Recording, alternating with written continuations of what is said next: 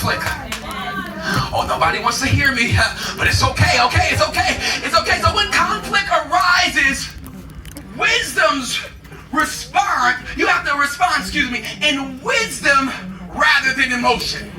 Proverbs 15:1 said, the gentle answer turns away anger, but a harsh word stirs up wrath. So when you're in the middle of the argument, you have to be very careful what it is and how you respond.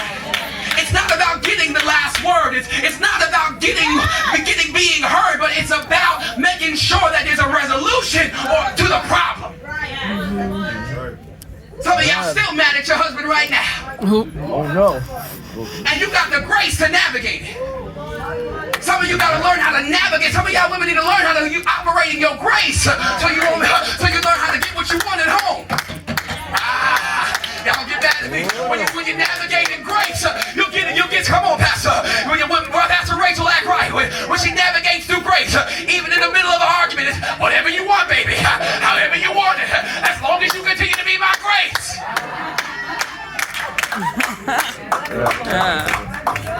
Your response matters. We live in a culture that says, do you, value, how you want to do. And we as the church are starting to adapt that culture.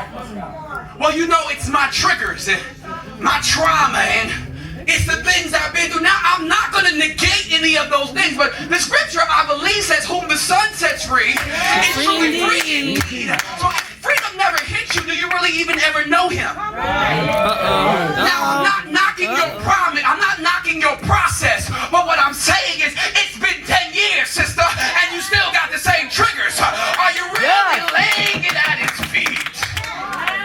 Well, I ain't dating nobody because I'm triggered by that. I'm not even the one who did it. But you triggered, running everybody away. Exactly, man. Y'all mad at me? Some of you men got triggers too. Y'all just a little bit more quiet with your triggers. Yes. A little bit more prideful with your triggers. So you're 45 and not married because I'm ready to get married. No. Yes. What happened in your 30s? Oh, that's not what it hurt. I'm just saying this. I'm not going to be with them because this happened. And it's a trigger that you need to deal with. Why can't you commit? Why can't you just be with one? Why you got to have a roster? There's some trauma behind that. But when you find the right one, she'll grace you. She'll help you out of your trauma. I know when I found mine, she was walking with me through my trauma. She didn't judge me behind my trauma. She decided to partner with me. I want to tell you that when you decide to put yourself to the side, you find a purpose partner to push you into your destiny. Abigail understood that she was his grace. She understood that not only was she her grace, she was the whole household's grace.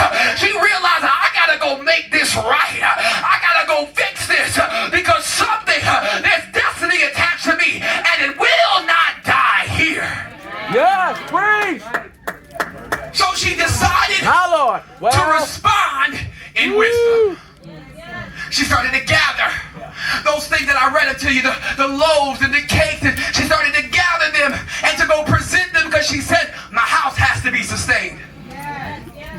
This is what Ecclesiastes 7:19 says. It says, wisdom makes the wise person stronger than 10 rulers of a city.